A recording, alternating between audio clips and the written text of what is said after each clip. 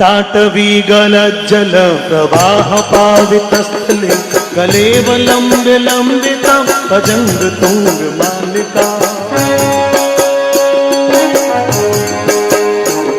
डमट डमट डमट डमट निनाद पड्डमरभयं चकार चंड तांडवं तनु तुन शिव शिवं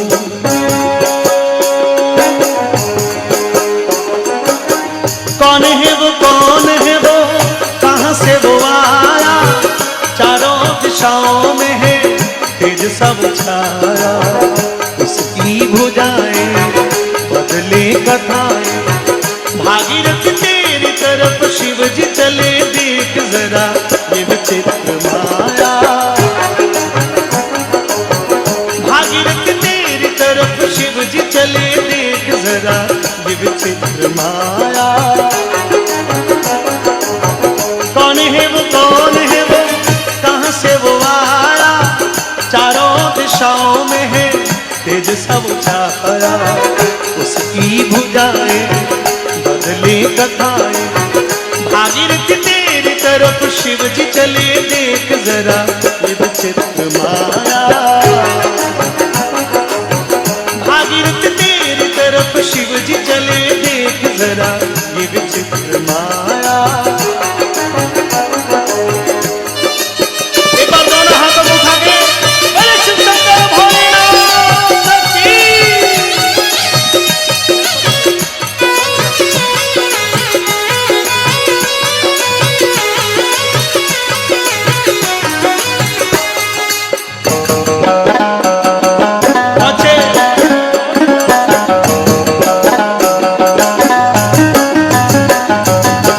कटाह संभ्रमं रमण्यलिम्पणे झरि विलोल वीचि वल्लरे विराजमान मूर्धनि धगत् धगत् धगत् ज्वलल्ललाट फट्ट पावके किशोर चंद्रशेखरे प्रति प्रतिक्षणं मम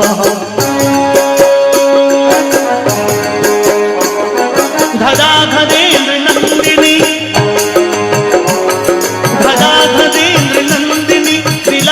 बंधु बंधु रसपुरत दिगंत संतति प्रमोदमान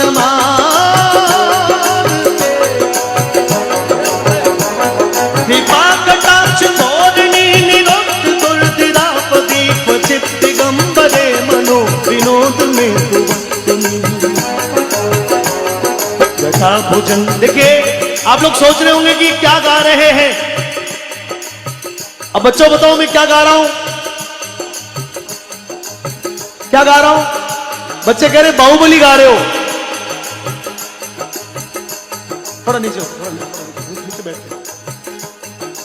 मैं मात्र 2-2.5 मिनट का वक्त चाहता हूं, एकदम बिल्कुल शून्यता में आ जाओ, मेरे पास करीब आ जाओ। मैं आपसे निवेदन करना चाहता हूं कि इसका अर्थ क्या होता है, और वो अर्थ बड़ा महान है मित्रों। भोलेनाथ के अनेकों भक्त हुए, भोलेनाथ के अनेकों भक्त है, भोलेनाथ के अनेकों भक्त होंगे, लेकिन बहुत सारे नाम हमको याद नहीं है। एक नाम पूरी दुनिया को याद है, और वो नाम था रावण। रावण भोलेनाथ का बहुत बड़ा भक्त था, हालांकि वो दैत्य था, लेकिन रावण भोलेनाथ का भक्त था। रावण ने जब भोलेनाथ की भक्ति की तो भोलेनाथ ने ही उसको सोने की लंका दी, अमृत कलश दिया।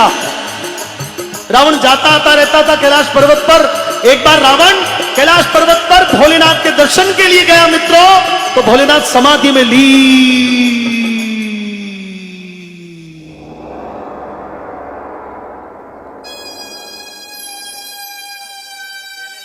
रावण हाथ जोड़ के खड़ा हो गया, भोलेनाथ समाधि में बैठे। रावण ने सोचा कि आंखें खोलेंगे, जब खोलेंगे तो मुझे देख लेंगे, मैं आशीर्वाद लेके चला जाऊंगा।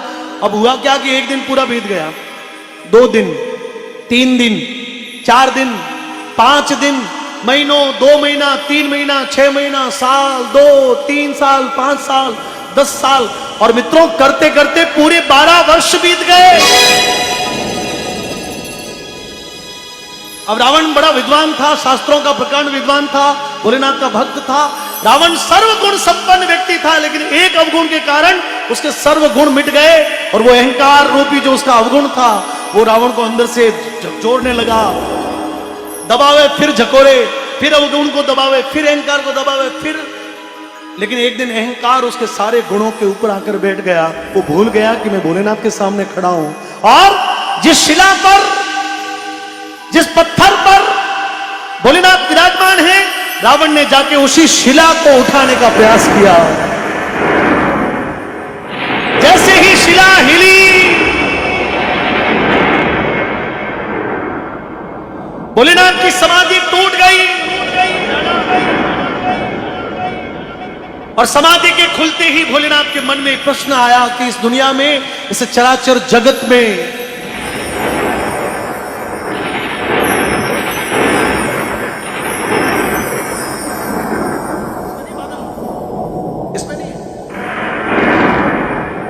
इस पूरे चराचर जगत में ऐसा कौन व्यक्ति हो सकता है जो मेरे आसन को हिला सकता है?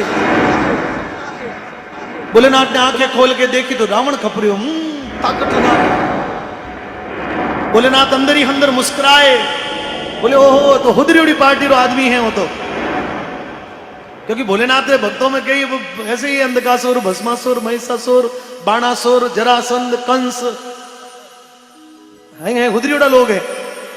बोले वो तो हुदरी पार्टी रो आदमी है। अंदर ही अंदर मुस्कुराए, बैठे बैठे अपने दाहिने पैर के अंगूठे को थोड़ा सा दबाते हैं, शिला वापस दबनी शुरू हो जाती है। रावण पूरी ताकत लगाने की कोशिश करता है, लेकिन शिला दबते दबते दबते दबते दबते दबते रावण नीचे दब गया। रावण की आंखें खुली तो सामने मृत्यु करीब आ रही है, बहुत करीब, मृत्यु करीब है। रावण के अंदर में भय जगा कि अपनी मृत्यु मुझे ले जाएगी। अमृत कलश भोलेनाथ ने दिया है, लेकिन उसका अमृत कलश को लेने का अधिकार भी भोलेनाथ का है, और ये नहीं छोड़ेंगे। जब रावण को अंदर में भय लगा मित्रों, तो रावण फटाफट से भोलेनाथ को थोड़ा सा कैसे भी करके इनका ध्यान हटाओ। अब उस चमचागिरी में मैं बहुत थोड़ा सा हल्का शब्द उपयोग में कर रहा हूं। हिपोक्रेसी में रावण भोलेनाथ को मनाने के लिए कुछ भी बोलने लगा। अरे बाबू जी माफ कर दो, मैं थे तो मोटा आदमी, अरे बड़ा आदमी, ये वो अपन बोलते हैं दुनिया में। अपने साथ में कोई ऐसी घटना होती तो अपन तुरंत फटाफट से उस बात को कंसीडर करते कि तुम इस बात को समाप्त करो। भोलेनाथ के सामने रावण बोलने लगा। चूंकि रावण विद्वान व्यक्ति था तो उसके जो शब्द निकले वो शब्द सारे संस्कृत के थे, और वो शब्द जब निकलते गए तो वो एक श्लोक बनते गए। उन्हीं श्लोकों को जब लिखा गया तो उन श्लोकों को हमारे शास्त्रों में शिव तांडव स्तोत्र कहा जाता है, और कहा जाता है कि इन श्लोकों से भोलेनाथ सर्वाधिक प्रसन्न होते। बोलिए शिव शंकर भोलेनाथ की। अब मैं एक श्लोक और बताऊंगा, थोड़ी ताली बजाओ। जटाटवी गलज्जल प्रवाह पावितस्थले, ताली बजाओ। जटाकटाह संभ्रमं ब्रह्मण्यलिम्पने झरि विलोल वीचि वल्लरी विराजमान मूर्धनि।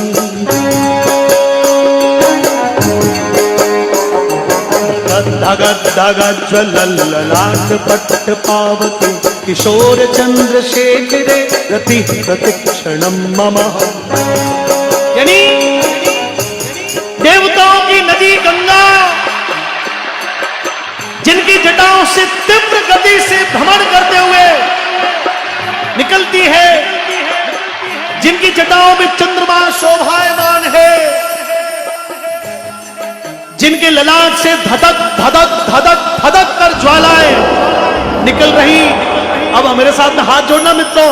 ऐसे परम तेजस्वी शिव को मैं प्रणाम करता हूं। करो करो, ऐसे परम तेजस्वी शिव को प्रणाम करता हूं। अब मेरे साथ में हाथों को खोलकर बोलना, ऐसे परम तेजस्वी शिव मेरा कल्याण करे, कल्याण कल्याण करे। धराधरेन्द्र नंदिनी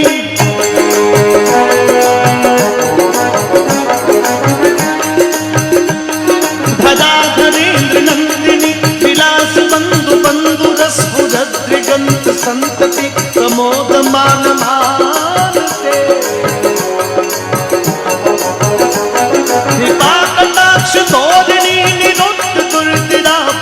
क्वचित दिगंबरे मनो विनोद में जटा भुजंग पिंगल सुरपणामणिप्रभ कदम्ब कमपमग्रव प्रलिप्त दिग्वधू मुखे मदान्ध सिन्दूरस्फुरद्वगुप्तदीय मेदुरे मनोविनोदमद्भुतं विभरतु भूतभर्तरी प्रपञ्चकालिमप्रभा लम्बिकण्ठकन्दली रुचि बन्धकन्धरम् स्मरच्छिदं पुरच्छिदं भवच्छिदं मखच्छिदं गजच्छिदान्तकच्छिदं तमन्तकच्छिदं भजे अथर्व सर्वमङ्गला लाकदम्ब मञ्जरी रसप्रवाह माधुरी विजिव्रणा वधूव्रतम्। अब आप लोग दोनों हाथों को खोलकर बोलना, कौन है वो, कौन है वो, कौन है वो, कौन है वो। इस दौर में इस बात को मोदी जी के लिए सोच के देख लो एक बार। चारों दिशाओं में है, चारों दिशाओं में है तेज सा वो छाया, उसकी भुजाएं बदले कथाएं, उसकी भुजाएं बदले कथाएं। भागीरथ तेरी तरफ शिव जी चले, देख जरा ये विचित्र माया। भागीरथ तेरी तरफ शिव जी चले, देख जरा ये विचित्र माया। भागीरथ तेरी तरफ शिव जी चले, देख जरा ये विचित्र माया। भागीरथ तेरी तरफ शिव जी चले, देख जरा ये विचित्र माया, ये विचित्र माया, ये विचित्र माया, ये विचित्र माया, ये विचित्र माया, ये विचित्र माया।